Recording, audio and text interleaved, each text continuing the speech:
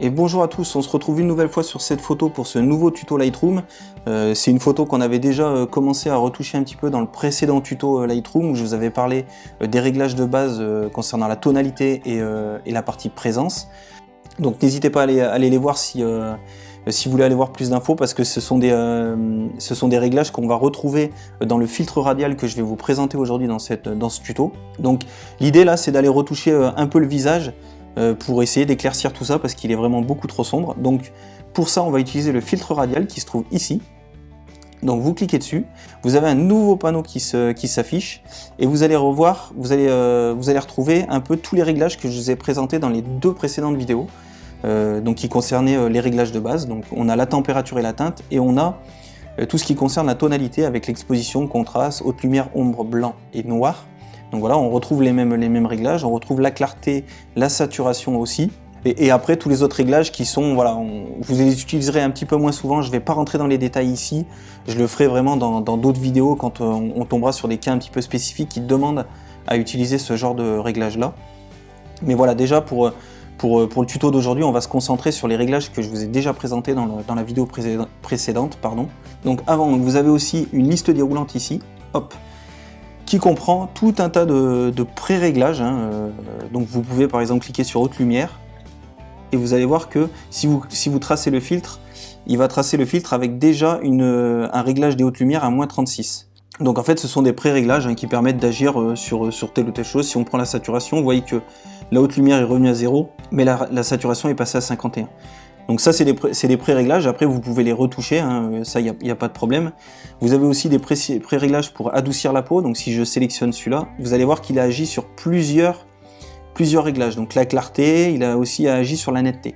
Si j'en prends un autre, renforcement de l'iris par exemple, hop, vous voyez qu'il a agi un petit peu sur l'exposition, un petit peu sur la clarté et un peu plus sur la saturation. Donc voilà, c'est des exemples, vous en avez plusieurs.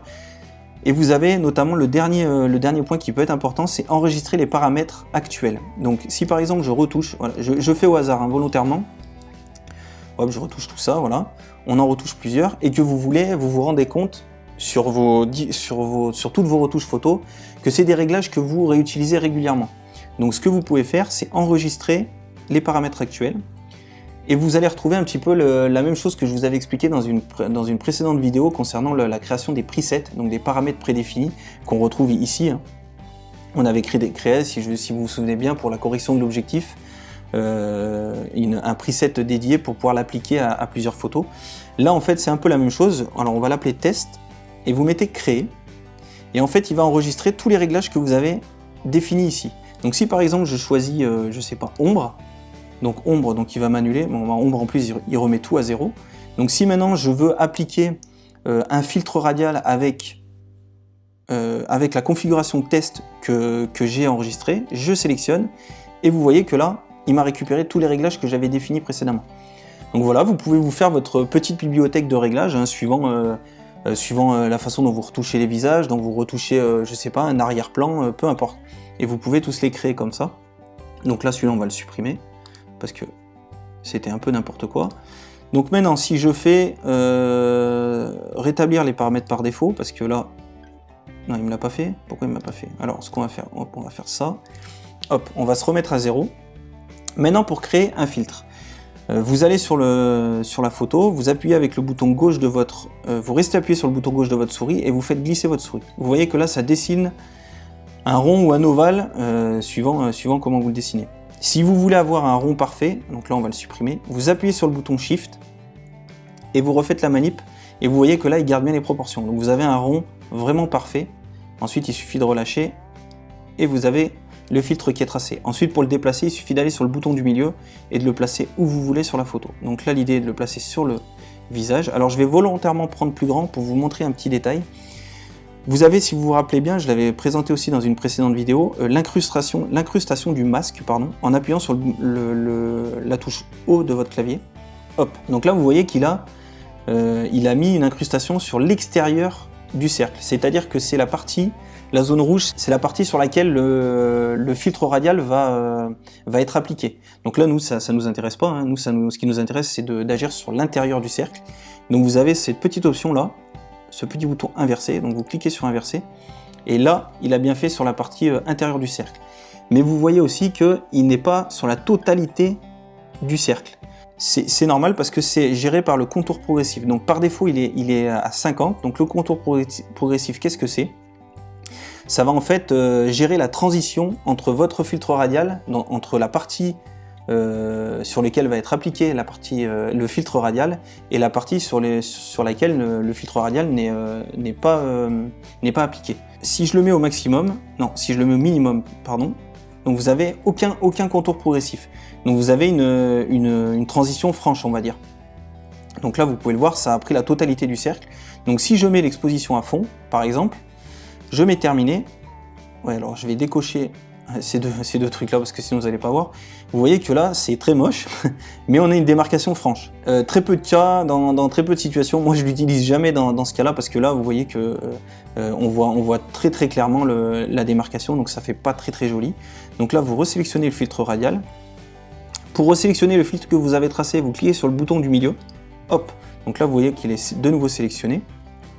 Si maintenant vous allez à 100 au niveau du contour progressif, vous allez voir que c'est beaucoup plus doux. Voilà, la transition entre les deux, elle ne se voit plus du tout. Vous voyez, on voit plus on voit plus vraiment la zone où le filtre a été appliqué. Il y a une transition beaucoup plus douce et beaucoup plus graduelle que tout à l'heure. Donc ce que moi je vous propose de faire, enfin ce que je vous conseille dans un premier temps, c'est de le laisser à 50 par défaut. Vous appliquez votre filtre et vous voyez après coup ce que ça peut donner. Donc là, ce qu'on va faire, c'est qu'on va déjà le réduire, parce qu'il n'y a pas besoin de jouer sur tout. Alors là, moi, je vais le faire un peu ovale. Donc, les 4 carrés qui sont là, les 4 carrés blancs, vont vous permettre d'agir sur la taille du filtre. Et ensuite, si vous vous mettez sur le bord, là, vous voyez ici, il y a une double flèche qui s'est affichée. Vous pouvez jouer sur l'orientation du filtre. Donc là, comme son visage est un peu de biais, ça peut valoir le coup de jouer comme ça. Donc là, on voit avec l'incrustation que je vais agir sur la totalité de son visage. Donc maintenant, on peut enlever l'incrustation. On va enlever l'exposition aussi. Donc là, ce qu'il faut faire, c'est jouer. Donc là, on est plutôt sous-exposé. Donc on va jouer sur... On peut déjà commencer sur l'exposition, par exemple. Voilà, ça peut déjà rattraper un peu le tir. Comme on le voit là, on a déjà un rendu qui est déjà pas trop mal. Ensuite, on peut aller jouer avec les ombres. Voilà, on gagne encore un petit peu, on éclaircit un petit peu le tout. Et les noirs, vraiment en dernier recours, parce que si vous allez trop loin dans les noirs, vous voyez que là, vous perdez vraiment beaucoup de contraste. Donc ça, vraiment en tout dernier, vraiment pour des petits ajustements. Mais déjà avec la réglette ombre et la réglette exposition, vous devriez arrivé à quelque chose de pas trop mal. Et pareil, si vous êtes trop surexposé. Avec l'exposition et les hautes lumières, vous pouvez réussir à récupérer quelque chose pas mal. Donc on peut même aller y rajouter un peu de haute lumière. Voilà. Alors, on peut même... Hop. Voilà. Après, voilà, vous voyez que j'ai modifié la taille parce que je me suis aperçu que sur le bord là de son visage, le filtre n'était pas assez prononcé. Donc surtout n'hésitez pas après une fois que votre filtre est appliqué, à gérer un petit peu voilà, la taille. Et vous voyez que là, on a quelque chose de pas trop mal. Donc là, après, vous appuyez sur terminer. Et on est déjà nettement mieux que si je reviens sur l'historique. On revient dans l'historique avant l'ajout du filtre. Donc ici, par exemple, clac. Vous voyez la différence entre avant et après. Hein. C'est assez important. Donc là, on a un résultat qui est plutôt pas mal. Vous voyez, avec juste un filtre radial assez simple et puis avec juste 2 réglages. Hein. Finalement, on a touché très peu de réglages là. Vous voyez, on s'est limité à 5 réglettes et on arrive déjà à un résultat qui est assez sympa. Donc le filtre radial permet voilà, ce genre de retouche beaucoup plus ciblé. Alors bien sûr, vous pouvez en créer plusieurs. Hein. Là, il suffit de cliquer. Alors quand vous êtes sélectionné, quand il y a un filtre qui est sélectionné, il suffit de cliquer sur Nouveau ici et vous pouvez en retracer un autre. Voilà, vous en mettez un, vous mettez sur Nouveau, vous en créez un autre. Alors là, je fais un peu n'importe quoi, mais voilà, vous pouvez aller retoucher des zones bien précises. Si par exemple je veux retoucher uniquement son bonnet, cette zone-là, vous voyez, si je veux aller, hop, j'y vais et puis je vais retoucher comme je veux. Alors non, j'inverse le filtre, voilà. Et vous voyez, je peux venir retoucher, rajouter du blanc parce que ça peut rajouter un petit peu de contraste, et puis voilà. un peu voire même de clarté, j'en ai parlé dans la précédente vidéo. Donc voilà, vous pouvez aller rajouter un peu plus de texture dans son bonnet. Alors là, volontairement, je grossis le trait et c'est pas très beau, mais vous voyez, vous pouvez vraiment cibler comme ça. Par exemple, sur le devant de son écharpe, là, on peut aussi aller y mettre ah mince, c'est nouveau, pardon. On peut aussi aller y mettre un filtre ici. Ah, voilà, vous pouvez combiner comme ça les filtres et y mettre ce que vous voulez. Voilà. Là, on peut, à chaque fois je me fais avoir, inverser le filtre. Et vous pouvez aller y rajouter aussi, vous voyez, de jouer aussi sur l'exposition pour contraster un petit peu votre rendu. Là, je le fais rapidement, hein, volontairement, mais vous voyez, ça, on arrive à des choses qui peuvent être assez sympas. Donc là, c'est très moche hein, ce que j'ai fait. Hein. D'ailleurs, je vais l'enlever parce que c'est moche. Il faudrait être plus rigoureux, mais c'est voilà, comme je l'ai dit tout à l'heure, c'est pas vraiment le but de ces retouches photos là. Là, c'est vraiment de vous montrer les outils. Et plus tard, quand je vous aurai fait une présentation vraiment détaillée, on pourra aller vraiment dans une retouche complète d'une photo pour essayer d'améliorer le rendu. Mais vous voyez, vous pouvez aller retoucher ici. Et dans les prochaines vidéos, on verra aussi le pinceau de retouche, qui est un bon complément au filtre radial, parce que le filtre radial, vous restez quand même cloisonné sur un rond ou une zone ovale. Donc c'est assez limité. Par exemple là, pour l'écharpe, si on veut vraiment faire, vous voyez, toute l'écharpe là ici, le pinceau de retouche vous permettra plus de flexibilité. Donc voilà, il y a un cumul des deux. Moi j'utilise les deux. Le filtre radial, je l'utilise souvent parce que c'est beaucoup plus rapide qu'un pinceau de retouche, hein, parce que le pinceau de retouche, vous le verrez dans la vidéo dédiée à cet outil-là, qu'il faut venir voilà, retoucher la zone. Maintenant, le filtre radial vous permet de tracer, et pour un visage par exemple, ça peut être largement suffisant. Comme on l'a vu ici, c'est largement suffisant pour retoucher le visage. Donc voilà pour cette vidéo, pour le filtre radial. Je pense que ça vous aidera au moins à rattraper le visage sur vos portraits. Surtout n'hésitez pas à vous abonner à la chaîne, hein, je le dis à chaque fin de mes vidéos, à me laisser un pouce bleu si vous avez apprécié, à me laisser un commentaire, une question si vous avez une interrogation ou une difficulté sur ce tuto là, n'hésitez pas, j'y répondrai avec plaisir. N'hésitez pas également à visiter mon blog Apprendre la photo d'enfant, je vous mets tous les liens en description de la vidéo.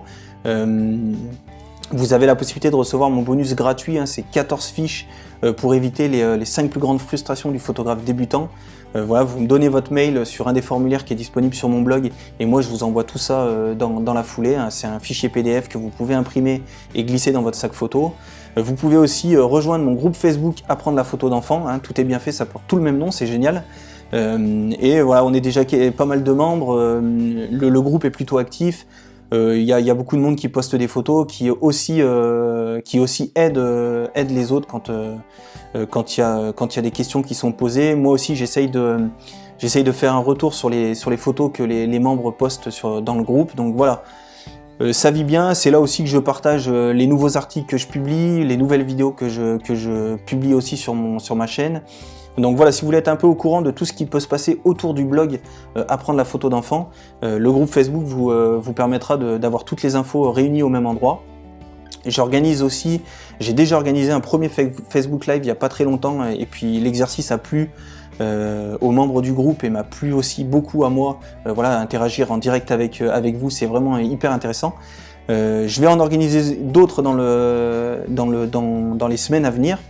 Donc si vous voulez être au courant un peu de tout ça, rien rater, voilà, je vous invite à vous abonner à ma chaîne, à vous abonner à ma newsletter sur mon blog et surtout à rejoindre le groupe Facebook. Hein, ça vous permet aussi de partager vos photos et d'avoir des retours personnalisés sur vos propres photos. Donc ça peut être intéressant aussi pour progresser. Et moi je vous laisse là-dessus et je vous dis à bientôt pour la prochaine vidéo. Allez, bye bye.